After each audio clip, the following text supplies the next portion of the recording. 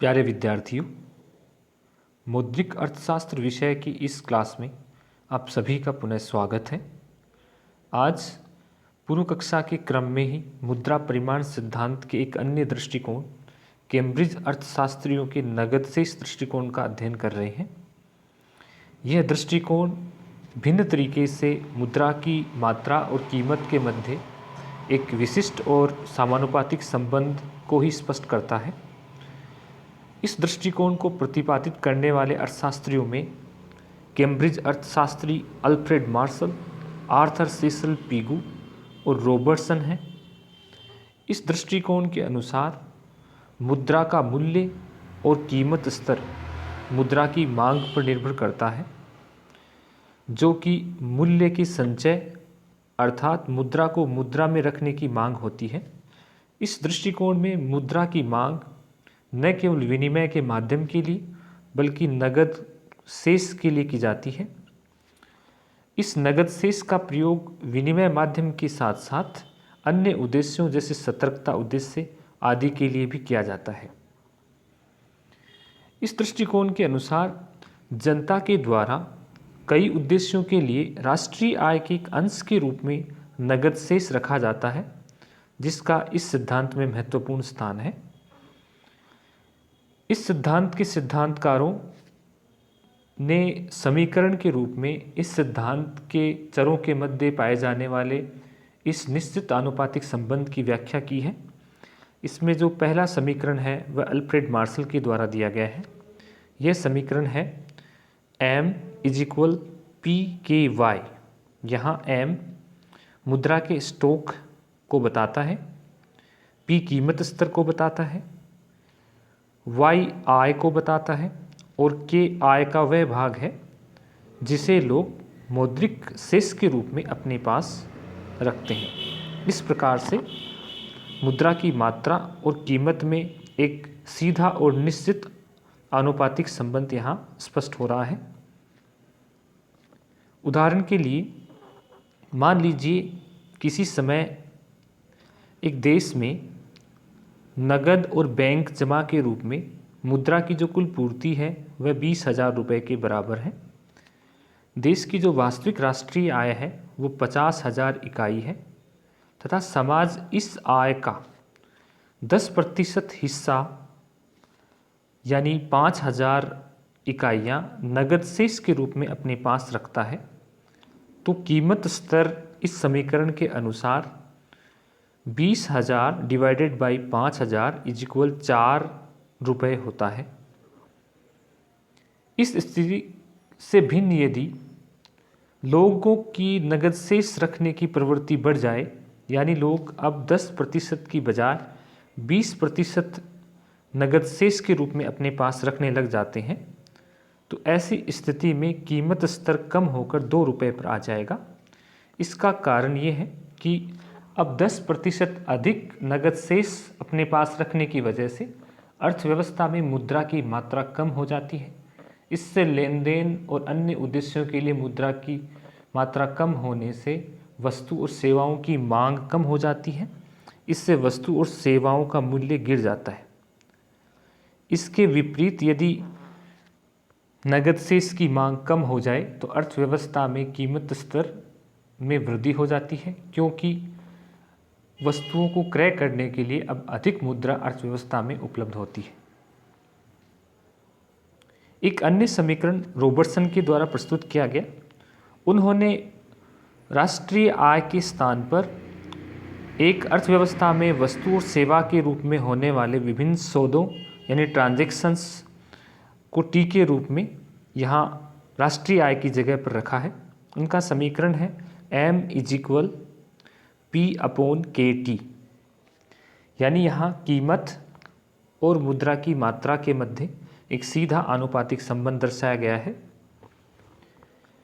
इसी प्रकार पीगू ने इस समीकरण में थोड़ा सा परिवर्तन किया है और उनके समीकरण में P कीमत स्तर न होकर मुद्रा के मूल्य को बताता है, अर्थात ये मुद्रा की क्रय शक्ति को अभिव्यक्त करता है। उन्होंने राष्ट्रीय आय को R से अभिव्यक्त किया है।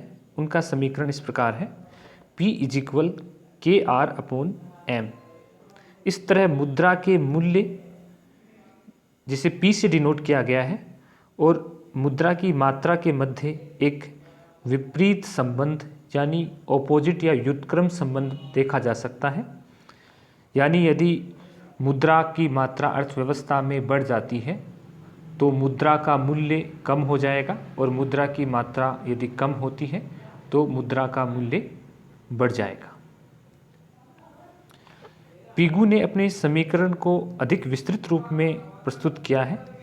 उन्होंने नकदी जो लोग अपने पास रखते हैं उसे दो भागों में विभाजित किया है, एक जनता के पास नकदी और व्यापारिक बैंकों में जमा मुद्रा और उनकी नकदी।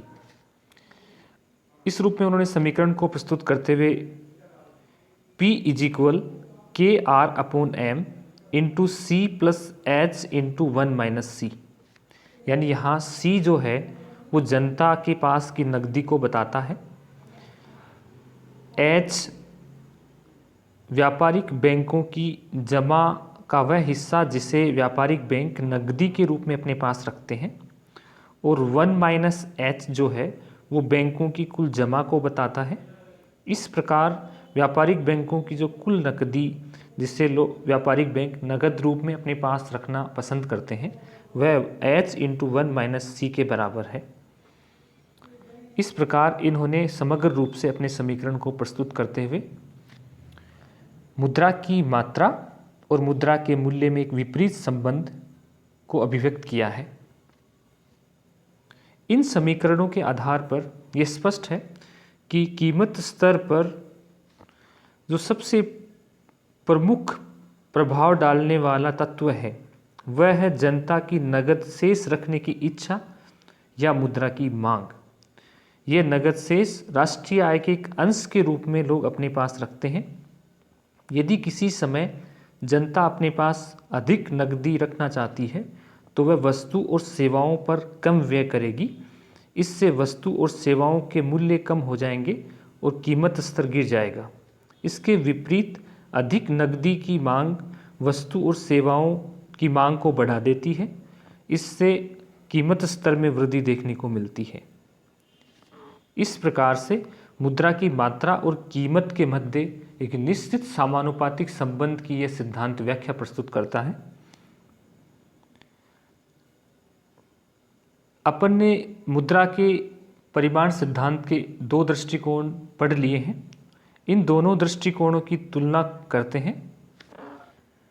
नगद लेन देन दृष्टिकोण जो फीसर के द्वारा प्रस्तुत किया गया उनका समीकरण है P = mv/T, और नगद शेष दृष्टिकोण का एक समीकरण जो रॉबर्टसन के द्वारा प्रस्तुत किया गया वह है m/KT। यहाँ P और P' में समानता है। यहाँ जहाँ फीसर V को एक संचलन वेग के रूप में प्रयोग करते हैं, इसी का समानार्थी कैम्ब्रिज अर्थशास्त्रियों के द्वारा K जो कि आय संचलन वेग को बताता है प्रस्तुत किया गया है। V और K एक दूसरे से ऑपोजिट रूप से संबंधित हैं। ये दोनों सिद्धांत मुद्रा के परिमाण को ही मुद्रा के मूल्य निर्धारण का मूल कारण मानते हैं। जो असमानता इन सिद्धांतों में देखने को मिलती है वो ये है कि लेन देन दृष्टिकोण में जहाँ मुद्रा की मांग केवल विनिमय के माध्यम के लिए होती है, जबकि नगद शेष दृष्टिकोण में मुद्रा की मांग मुद्रा के मूल्य के संचय और लेन देन के अलावा अन्य उद्देश्यों जैसे सतर्कता उद्देश्य इत्यादि के लिए भी होती है। नगद लेन देन दृष्टिकोण में मुद्रा गतिशील रूप में ली गई है। यहाँ मुद्रा स्टॉक के रूप में न होकर प्रवाह के रूप में है, जबकि कैम्ब्रिज दृष्टिकोण में मुद्रा को स्टॉक के रूप में लिया गया है। इसलिए नगद लेन देन दृष्टिकोण में मुद्रा के संचलन वेग पर ज़्यादा बल दिया गया है, जबकि नगद शेष दृष्टिकोण में राष्ट्रीय आय के नगद शेष के रूप में रखे गए अंश यानी K पर अधिक बल दिया गया है, जो आय का संचलन वेग भी माना जा सकता है। इस प्रकार ये मुद्रा परिमाण सिद्धांत के दो दृष्टिकोण अपन ने प्रस्तुत किए हैं। अगली कक्षा में अपन किन्स के कीमत और मुद्रा की मात्रा के संबंध का अध्ययन करेंगे। आज की कक्षा में बस इतना ही। धन्यवाद।